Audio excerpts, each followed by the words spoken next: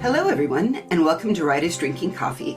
This is a podcast where writers sit around drinking tasty beverages to talk about writing, publishing, and the whole creative process. There will be rants and raves and opinions that may not agree, but are lovingly delivered. We do not censor ourselves, so consider us PG-13. This is episode 217, Writing Autistic Characters. Ooh, this is big. I'm not gonna lie, I have been thinking about this and wanting to do an episodic discussion on neurospiciness for a while. Actually, I think it's gonna turn into a series. My final impetus was definitely a knee-jerk response to certain appointed officials talking trash about autism and making ridiculous accusations of causation. Is that a gentle way to not be political, sort of?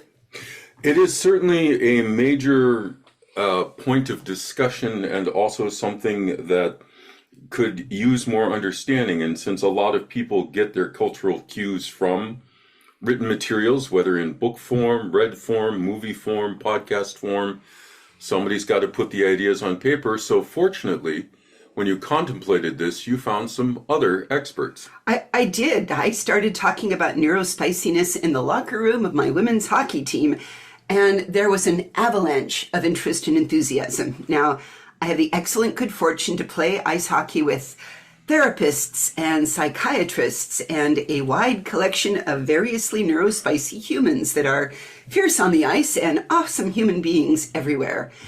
And one of them got excited about autism and literature and volunteered to be with me today. So a big WDC thank you and welcome to Elizabeth Muller, marriage and family therapist. Welcome, Elizabeth. Hello. What pronouns should we use with you today? I'm using she, her. Thank you. Now, as a marriage and family therapist, and as I happen to know on the side, you go to all kinds of committees and discussions and, groups of staying up on everything. You've read all of the DSM updates as they come out. Would you do us all the honor of running through a brief history of diagnoses for the autism spectrum disorder? So right now we have the DSM 5TR, which came out in the last 5 years or so. And when it comes to the diagnostic criteria, it's changed frequently with each of its entries into the DSM since the DSM-3 in the 1980. But autism as itself wasn't actually coined until 1908. It's had a couple of different names over the course, like Connor syndrome, because the Germans were doing a lot of research around these particular behaviors. Everybody's familiar with the term Asperger's. They may or may not be familiar with why it's a problematic term and why we move towards autism spectrum disorder. But more recently, we're focusing on the term autism spectrum disorder because there's a wide array of behaviors that we can see. The most persistent characteristics that we're looking for when we look for an autism spectrum disorder diagnosis is social emotional reciprocity. So how are we interacting with one another? What does the back and forth in a conversation look like? And let me pause there for a moment. How can you elaborate for that? For instance, I suddenly say, okay, does that mean, for instance, if I'm going to write it, how does an autistic person talk to you differently? An example, if you will. Yeah. So one of the beautiful things about spectrums is people are going to be on a whole array. You can have some people who are more rigid in their conversation type. So it's going to be, I'm only going to talk about this topic, and let me talk to you about Pokemon for an hour and a half straight, and I can give you all the details about this one Pokemon and nothing else for this entire hour and a half, and not pay attention to the fact that you're not talking back with me. Mm. Where there could also be people who are autistic or on the spectrum who, when they're having a back and forth, miss the social cues. They miss the tonalities. They miss the way of the flow of the conversation. That's where masking might come in, where they can mask well enough to have a back and forth that seems okay, but there might be a little flatness to it. in one way or I'd like to another. break in here and explain one term that is very common when you look at autism and not completely common otherwise, and that's masking, and that is behaving in a non-neurospicy way to hide perhaps your syndrome, or more accurately, to fit in better. That's masking. The other phrase I want to put out right now is coding, which is on the writing side, which is writing a character's characteristics without naming what they are. I believe it arises, and it's not, the etymology isn't 1,000% clear, out of the Hays Code, where gay characters could exist, except for they weren't allowed, so you wrote your characters to be gay and not actually ever say they were homosexual. And this led to the famous Disney villain problem, where all of the Disney villains come out coded as gay, frankly, and there's no positive things. But going back, one of the things, looking at both autism over history, the short history it has, is that recently the diagnoses they've been able to diagnose people on spectrum as down as early as 2, when it used to be something. My brother, who was diagnosed in the 70s, was 22 when they finally claimed autism. So They're getting better. Thank you for all of the work done in your organization. We're actually being able to start seeing some signs as early as 6 months. 6 months. Nice. That's which is amazing. And if you could expand on what is seen that causes the perception of being on the spectrum, causes the diagnosis. Can't speak specifically to what's happening at 6 months.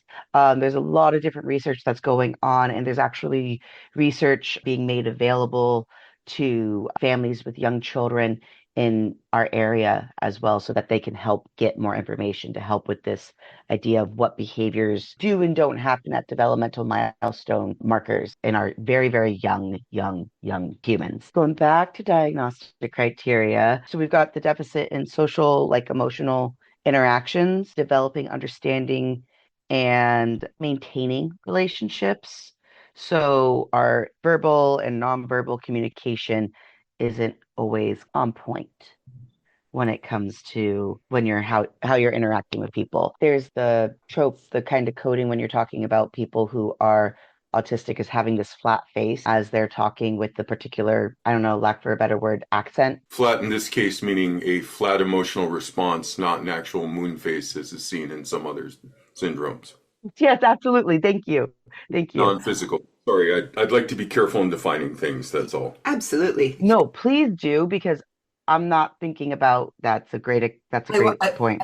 I have to jump in here I got so excited when you were both talking, because I realized, do you guys all understand that what you've just said defines a good 2/3 of every romance novel I have ever read in my life? He likes you. He couldn't possibly like me. No, I'm just doing my thing. No, I have to disagree with you. You think?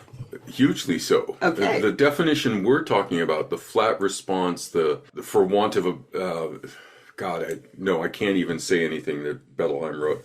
The lack of connection, theoretically, these outside things don't speak to an internal dialogue that we don't know about. So romance novels have a lot of I am not worthy, or it can't possibly be me. But we're talking about, for want of a better term, for my brother, it's light bulbs. There is a subject they're passionate about, and everything else they don't seem quite as passionate about at all. So I'm just going to throw out, John. I've read about 1,000 bodice rippers because my roommate was very into them years ago. There was a pile beside her bed, and the way that they wrote, so many of those women, which makes me wonder about the writers, and did it creep into the very formula itself of there's always something that the lead protagonist is very passionate about. Let me tell you about my work with puppies, which explodes all over and charms the hell out of somebody who then they find that they're unable to communicate on any other subject. So really it fits perfectly with some of those ideas. I disagree, but I haven't read your bodice rippers. I'm already on the neurospicy end reading my changer romances, which have a different set of assumptions. Well, this goes with the next question question statement combination. Do you have to be autistic to write it accurately? And honestly, I think maybe there's been a ton of autistic authors or people on the very wide spectrum we've talked about through the history of the novel. I mean, I was looking out casually to say, what are some famous autistics in history? And the first one for writing that came out was Emily Dickinson. Like, oh my God, and that would make sense why all of her rhythms, you can read any Emily Dickinson poem to The Yellow Rose of Texas, which I think is also the Gilligan's Island theme. But anyway. Yeah, 4/4, come on. 4/4, yeah, exactly. But then they were talking about, okay, Charles Darwin, Henry Cavendish, Tim Burton has said he's on the spectrum. I'm going to go back to Darwin and say how much of that was culture, how much of that was upbringing, how much of that could be spectrum. And given that he was a genteel son of the rich, in a time when to be taken seriously you had to publish in a certain manner of speaking, it's kind of asking, was Lincoln autistic because he didn't write in the style of his time with his short speeches? There are too many elements to immediately disambiguate. And this, oh my God, the debates over the various kinds of neurospicy or just gender spicy, to use that term, being reflected on the past, I think is really more of a reflection of modern thought than actual happenings. I mean, can we say that Michelangelo was autistic because he liked cherubs? They actually are saying that Michelangelo was autistic, interestingly enough. But I also will say that there was a certain, anyone who's traveled around Europe can look and say, this was 17th century. What did they do? Cherubs and fruit. Round peaches, baby. It's all about the round peaches. It's peaches. But let's come back to a little more modern on it. Let me ask you, Elizabeth, what characteristics would you look for in a book character to say, oh, yeah, probably on the spectrum? Probably be looking at how are they interacting with the other characters? How easily does the conversation flow? Are there cutoffs in the conversation where they'll be listening to somebody and maybe somebody who's neurotypical would have a general like, oh, this is how the small talk works. And this character just kind of goes like, there's no point for that. Oh, I wasn't going to do that. I'd be looking for small mannerisms. Of course, we're looking at the idea of like, are they fixated on something? Yes. Pause 1 second there. Small mannerisms. Can you elaborate on that a little? I mean, Bill Gates is thought to have autism. He's rocking motion, monotone speech, avoids eye contact. Is that? Those are all characteristics for autism, yes. You might also have small motor tics, like the rocking can be considered what's called stimming, which is a way of providing feedback to your body so it can help with regulation. So there might be other ways that people might move. There might be hand gestures. Stereotypically, you hear the flappy hands, which we're on a podcast, so I can't. I can do the sound of gesture it. It's like this. No, that's no, that's not it. I'm doing hands flappy, and you can hear that. Yes. However, the way that you gesticulate, the way that you look at people, interact with people, yeah. I can see that. So I'm starting to say, all right, we know that, pausing again, I want to say, hey, somebody who we're not going to talk about in particular said autistic people never can make a job, never can feed themselves. Absolutely they can. Bobby Fischer, famous chess player, is well established that he's autistic. Let's throw a couple Dan Aykroyd. Historical and or fictional characters out there. Would everyone agree that the accountant, in the movie The Accountant 1, now they're coming out with The Accountant 2, that he shows autistic characteristics? Well, they say he's autistic. Does he do it well, Elizabeth? Oh my gosh, I have not seen this movie in a while. More or less. Can you provide some examples off the top of your head? Like Monk? I don't know if Monk's autistic. Monk's ODC. Monk has OCD. Okay. And while you can be on the spectrum and have OCD, I think they focused more on the obsessive compulsiveness of his life than any kind of autistic spectrum behaviors. And that's where I think like media can get stuck sometimes, is being able to find a way of blending them nicely, but also being able to represent them without it just being one-dimensional. So I wouldn't say Monk is. I mean, everybody uses the term Spock whenever they're talking about people who are maybe more on the spectrum, because there is that, well, I don't understand emotion stereotype. But he doesn't show, he corrals emotion. I disagree on Spock, frankly, as someone on the spectrum, because he understands what's going on. And then he will say his cutting catchphrase, "That's not illogical," or I want to throw out one for, again, it's the romantic period. I think Mr. Darcy was on the autistic spectrum. Oh, yeah, you and I both talked about that. That was a I local room definitely, discussion again. and I'm not so sure. I think he was more constrained by being a military man trying to be the big man. And the fact that your narrator is probably unreliable in this case certainly by clinical standards. It's a novel, for God's sake. One of the first ones. But I look at it and say, hey, Mr. Darcy went to the ball, clearly uncomfortable in a large group of people, clearly not able to make small talk. He even says, I can't quote him, I'm sorry, forgive me, purists out there, but I don't know how to make small talk, he says in a very Victorian way. And Elizabeth says, you get to know one another by dancing, but he clearly likes her, so he immediately asks her to dance. And the beauty of dancing is you don't actually, in that time of dancing, you didn't stare deeply and longingly into somebody's eyes. So, Nope. but we looks at him and he screws it up and he screws it up and he doesn't know how to express his emotions until he sits down and he writes her that long letter, unfolding everything, telling her all the stories. So is that pattern of behavior? What do you think? I think it is. I don't think it is. Boy, I'm just the negative Nelly here, aren't I? Just popping all the balloon ideas over here, man. No, it's very easy to decide that someone's on the spectrum, and I want to look, are they portrayed as being flat, or is he just being a gentleman by the standards of the time and not burdening people with his emotions? Does he understand what's going on? But that's the question if we presume that, I'm looking out of saying, Elizabeth, help me out here. Roughly guessing, they say that half of the people in the world have anxiety. What are our bets on what are the rough percentages of the human beings that might be on the autistic spectrum somewhere? I was looking at a bunch of numbers the other night, and I think I saw like 20 out of every 10, or is it 100,000? Okay. So if they're unique enough to become a character that gets written about in a book, their odds go higher, I would think. Memorable things are what get written in books.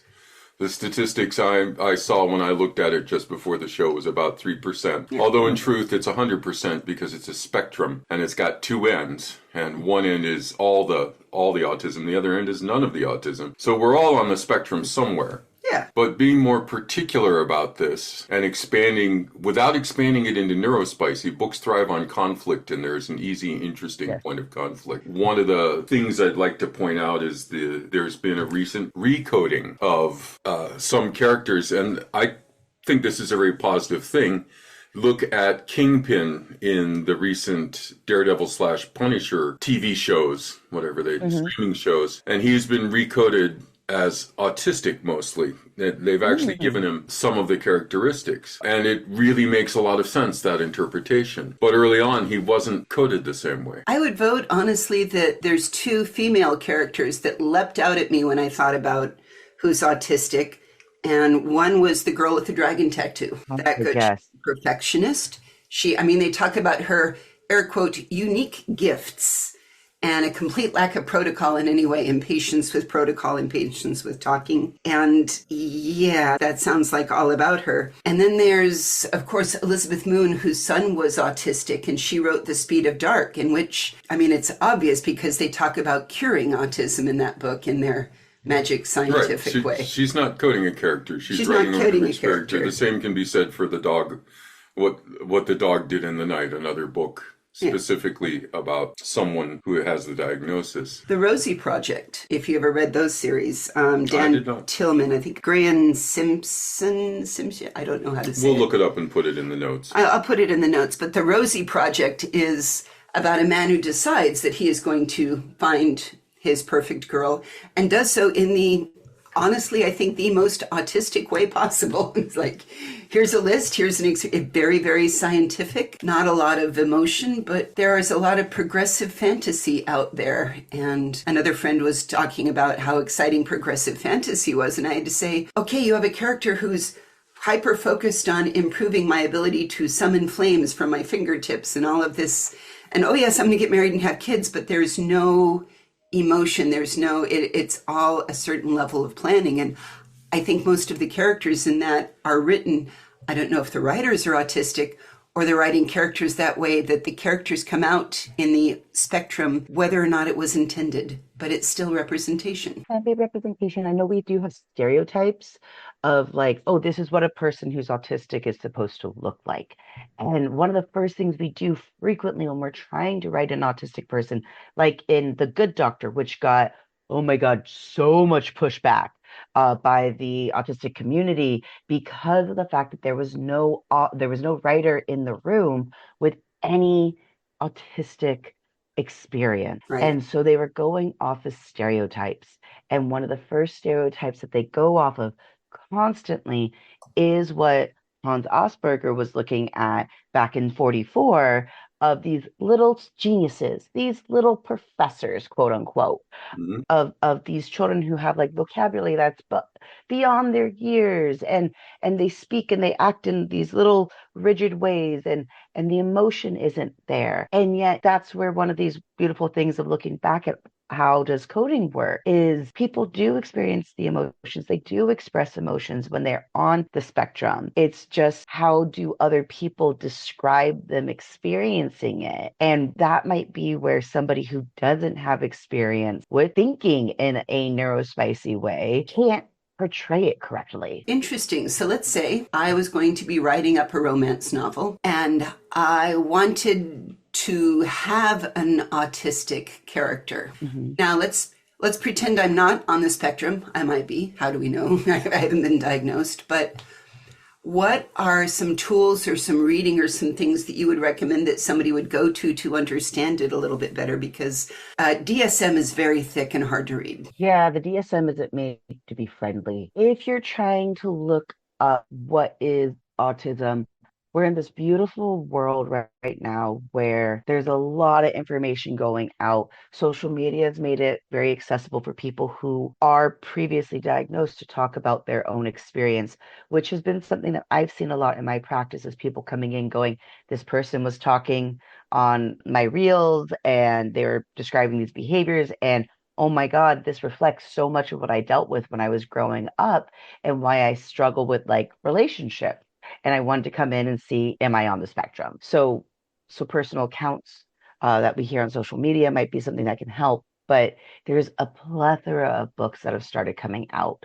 One that I recommend frequently is Unmasking Autism by Dr. Devin Price, who even has a little portion in it about gender and how that's perceived when you're on the spectrum. What else would there be? I think that's beautiful because, I mean, you just directly said, does autism present the same way for men versus women? For if we're arguing over Victorian manners versus current manners, is there?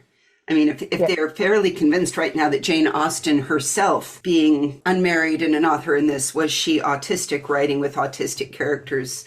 George Orwell, they're wondering, was he autistic, writing autistic characters? In his essays. Mark Twain. There's Carl Jung, psychiatrist and psychotherapist. They're now saying, hey, we're pretty sure he was on the spectrum. I think it's good to remember that there's socioeconomic strata, there's gender strata, there's, as you were saying earlier, there's gender presentation and spectrum challenges. So really characters can be very complex. They can have Yeah. symptom clusters. Somebody could be autistic and OCD, right? Mm-hmm. And then another Absolutely. might be autistic and not OCD at all. Or I don't know, the way you described it, I think there's a little bit of OCD in many autisms. Is that incorrect to assume? I would say it is, but I'm not trained. I would say it's not correct because there's the obsessive and compulsion where if this doesn't get done a certain way, something's going to happen. And that's more in the OCD realm, where, and this is a great oversimplification. And with autism, it's more this is the rigid behavior that and pattern that I stick to. And when my pattern gets thrown off, my ability to regulate and handle that change and pivot isn't always there. It's too overwhelming. And that's why somebody on the spectrum might stick with their schedule. It's not that it's if I don't do this thing, then this behavior isn't going to happen, or not the behavior, then something horrible is going to happen. Then it's more of this is just the routine and this is how it's supposed to be. Right. I mean, Disney villains are one thing, but I was thinking of, I loved the series The Blacklist, and there was a character called Lady Ambrosia. We never really found out her real name. They had two kids. One was mentally handicapped, and she snapped when one of them died. So she used her husband's job as an adoption agency to find children whose parents were going to give them up because of disabilities like autism or muteness. And then she kidnapped them and did terrible things. And that's the beautiful thing, is she gets her very just desserts with The Blacklist. But I don't like the idea of autism is automatically broken. And I think we've established quite clearly that absolutely it isn't. There are NCAA athletes publicly with autism. There are gold medalists. I have to disagree with you on your last assertion that we've established that it isn't the same as broken. It's carrying 100 years of weight behind that. And for all of us left coast liberals saying neurospicy, there's a group saying can't even use the toilet. But going back to the literature end, give me a couple more characters. I want to throw, for years I kind of wondered if Sherlock was, but I think Sherlock is more OCD than autistic, because although he's over-focused, and there was never in anything of any of the books that I read by Arthur Conan Doyle that he had any problems making eye contact or listening. Or understanding emotions. Or understanding whether or not emotions. he played with them. Yeah, so and that's my first thought, is the Sherlock gets thrown up. I want to dismiss that, although the Benedict Cumberbatch version is portrayed differently than some of those are. That's a point I want to bring back around to The Good Doctor, our famous San Jose. How much of the characterization was written in and how much was the actor's interpretation? It's hard to know without actually going through the scripts, and I think the actor, who is a very good actor, his interpretation is what might be bringing some of these autism tropes or autism spectrum, I'm going to say lazy behaviors, not because he's lazy, but because he's trying to portray it as clearly as possible. And then I'm going to throw a counter character in, Radio, from the movie of the same name from 2004, who has difficulties communicating, but I don't believe he's autistic. And so I was looking at piles of characters, and I kept running up against, well, if you were a black man in the 60s in a small southern town, would you meet people's eyes and talk to people if you were handicapped? And the answer is, oh, hell no. And not understanding is a much safer way to be. Absolutely. The context of the situation is always going to be super important whenever you're diagnosing anybody. But I think that's where we come back to that idea about coding. And are there traits here that somebody can see themselves in? And that gives them that space to explore more of, could I see this person as autistic? Could I see this person as trans? Could I see them as insert anything else that might have that coding? I liked Jodi Picoult. I've liked many of her books. House Rules, I think she actually has a couple good characters in there. And there's Jonathan Foer wrote a book called Extremely Loud and Incredibly Close. And if you go out, you can actually, if you are a person on the spectrum, there is opportunity to do a Google search and say, hey, show me fiction with characters having autism. So if you're looking to say, are you represented? I think more and more it is possible to see characters out there that people either with autism or know people with autism have done some of the work or represent their own internal autism into the characters out there. And I think that's... We'll say sometimes they use bad research, and House Rules does rely on the idea that the vaccine changed her son. Oh dear. To be autistic. And that book definitely got thrown across the room. And there were a couple of my friends who had to hear me ranting about that for a good little bit. But otherwise, there were... It's not a cause. It's just, tell us, I got through clinical neuroscience, and the exciting part of it was genetics, of finding out, it runs through families to different degrees. And John was just saying, you have a brother that's autistic. Mm-hmm. Diagnosed autistic, yes. And that can mean that it comes from places. Like if we'll do an ADHD or ADD episode, and I can say that my brother has it, my mom has it, my brother's kids has it, my grandmother definitely had it, my grandfather didn't. And it runs through families in the way of a family coat of arms. I start wondering, These are the traits that get passed down, but I think we all have different things and we all form a society together. I believe that animals can be autistic. I believe that animals can have sensory processing disorders. I believe that all of us on this planet have such an interesting way that brains can go together. I actually have a book that I keep in my office. That's this picture book, and it's all cats have autism spectrum disorder. And it goes through cat behavior and how it fits all the diagnostic criteria. And then at the end of it, it's like, oh, but you still love cats all the same. And they do the same thing with all birds having anxiety and all dogs having ADHD, which is just super awesome. But when you're talking about how it is in families, UC Davis's Mind Institute actually came out with an article in 2024 talking about a study that they've been doing looking at if one sibling has autism, what's the chance of having another one? And they actually came out with about a 20% chance of if one child has autism, then you're going to have another child who has autism. And they did denote a difference between if your child, the first child who's diagnosed, is identifying male versus identifying female. But that may also be the fact that a lot of our diagnostic criteria is based on male behavior, not female behavior. Of Because course it is. time and time again, we're always watching little male presenting children, not female presenting children. Even with our examples, we were predominantly using males. And yeah. Well, that was why I was appreciating, Stieg Larsson and his female characters on the autistic spectrum, and bless him for it. Well, I will steal those links from you if you don't mind. Send those to me, Elizabeth, because we always put links to the fascinating things we discussed during this episode on our website, which is www.writersdrinkingcoffee.com. Elizabeth, I really super appreciate you coming to our autism discussion, and thank you for helping future writers out there think about it and do a little bit of research if they are not that, and to accept that if they're writing their own expression of autism, that whatever it is correct. Because much like gender expression, like ADHD, each of these is unique to you, and write what you know. It's okay. And I'm going to disagree and say go one step further and do a little research and challenge your prejudices, because finally there's a lot of good information available. And I'm going to agree with John. Yeah. Absolutely. I'm just saying that if you are autistic and your therapist has diagnosed you and you are writing yourself into a story, that is what I mean by that is correct. Is that correct for everybody? Maybe not. But you're allowed to write your own personal experience if you have it. I would go one step further and say it's important that you write your own experience, because representation matters so much.